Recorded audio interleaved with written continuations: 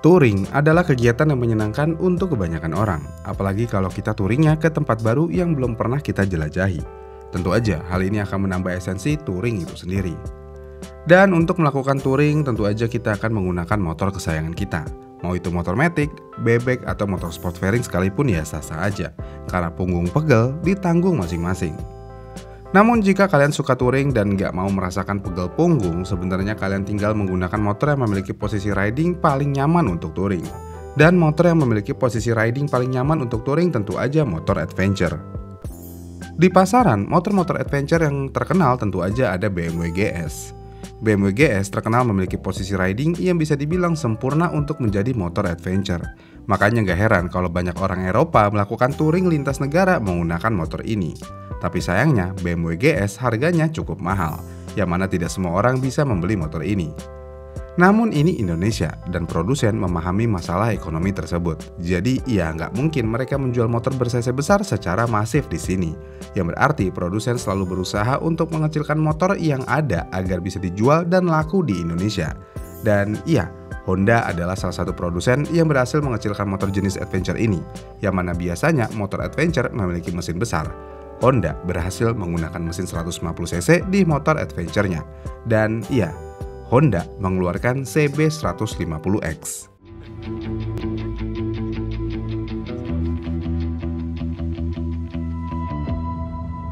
New CB150X, born to explore.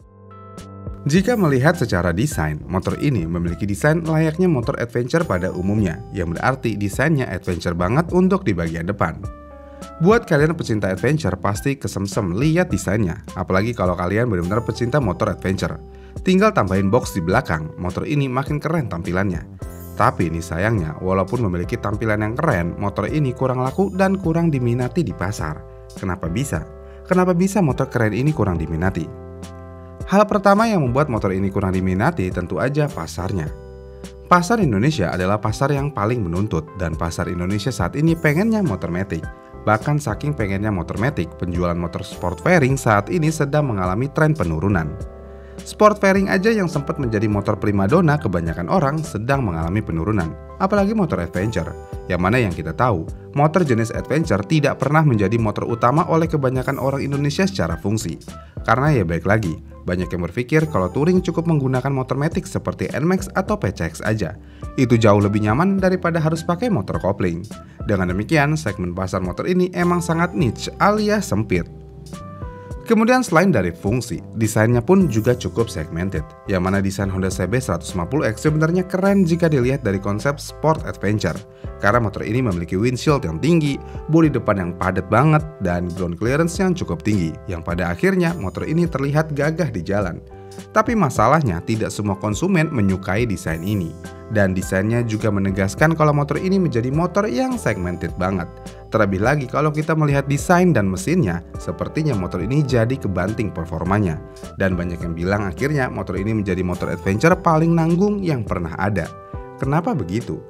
Ya mau bagaimanapun motor adventure menggunakan mesin 150cc tentu aja memiliki tenaga yang terbatas.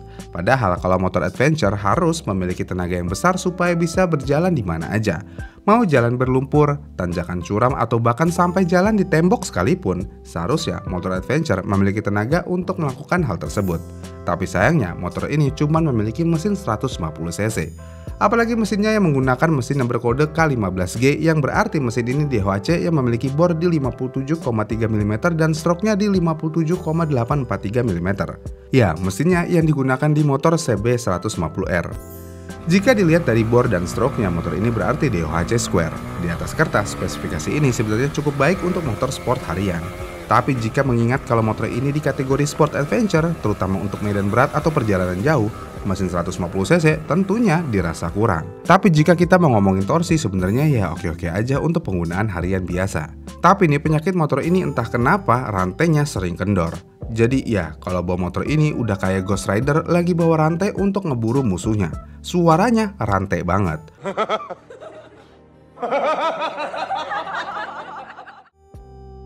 Kemudian selain itu semua, fiturnya juga bisa dibilang biasa aja, bahkan cenderung kurang jika mengingat kalau motor ini adalah motor adventure. Memang, motor ini memiliki fitur yang menarik seperti suspensi depan upside down dari Showa, lampu full LED, panel instrumen digital, dan windshield tinggi untuk perlindungan angin saat touring. Tapi jika dibandingkan dengan motor sport lain di kelasnya, fitur-fitur ini tidak terlalu istimewa. Bahkan fitur ini ada semua di motor non-adventure di kelas 150cc yang sama.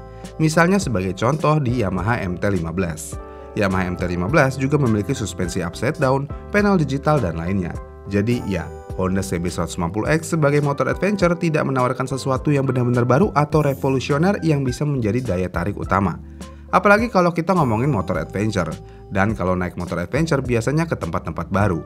Hal-hal yang berbau adventure tidak ada sama sekali di motor ini. Port USB aja nggak disediakan sama sekali di motor ini. Jadinya ya motor ini cuma motor adventure-adventurean. Karena pada akhirnya hanya digunakan di dalam kota aja. Tapi nih kalau ngomongin kegunaan motor adventure di dalam kota, sebenarnya ya enak-enak aja, apalagi buat macet-macetan mesinnya. Untuk stop and go ya motor ini tentu aja enak. Tapi buat yang memiliki tinggi badan di bawah 165 cm, motor ini menjadi mimpi buruk jika ketemu macet karena ground clearance-nya tinggi. Tapi nih dengan ground clearance tinggi, kalau macet kalian bisa putar balik tanpa harus diputaran balik. Karena kalian bisa terobos trotoar dimanapun, pasti aman.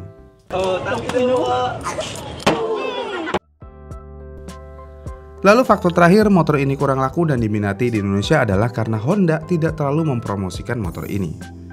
Honda jarang banget melakukan promosi motor ini. Akibatnya banyak calon konsumen yang bahkan tidak tahu bahwa Honda memiliki model ini di line up mereka. Selain itu, edukasi tentang konsep sport adventure entry level juga kurang maksimal, yang pada akhirnya motor ini kurang mendapat perhatian dari pasar, terutama dari kalangan pemula yang ingin mencoba motor adventure. Honda CB150X sebenarnya adalah motor yang menarik dengan konsep sport adventure yang unik. Apalagi jika melihat harganya yang nggak terlalu mahal, yaitu di harga 32 jutaan udah bisa mendapatkan motor model adventure. Tapi ya balik lagi, motor ini nggak bisa dibilang motor adventure jika dilihat fitur yang ada. Motor ini cuman adventure look, bukan adventure bike. Apalagi jika mengingat mesinnya yang begitu. Motor ini tidak memiliki kecepatan yang tinggi, yang berarti motor ini buat orang-orang yang cuma mau jalan santai di bawah 100 km per jam aja. Motor ini masih santai dan enak dipakai, tapi kalau di atas itu, motor ini udah ngegerung layaknya CB150R. Kenapa bisa? Ya kan mesinnya sama. Nah itu, kacau. Tapi nih, mau bagaimanapun, Honda CB150X adalah motor adventure look paling ganteng di kelas 150cc. Bahkan di kelas 250cc, sepertinya CB150X masih lebih ganteng daripada Versys. Tapi sayang, motor ini tidak memiliki fitur adventure yang sesungguhnya. Dah, itu aja. Gimana nih menurut kalian tentang CB150X ini? Komen di kolom komentar di bawah ya, dan sampai jumpa di video selanjutnya.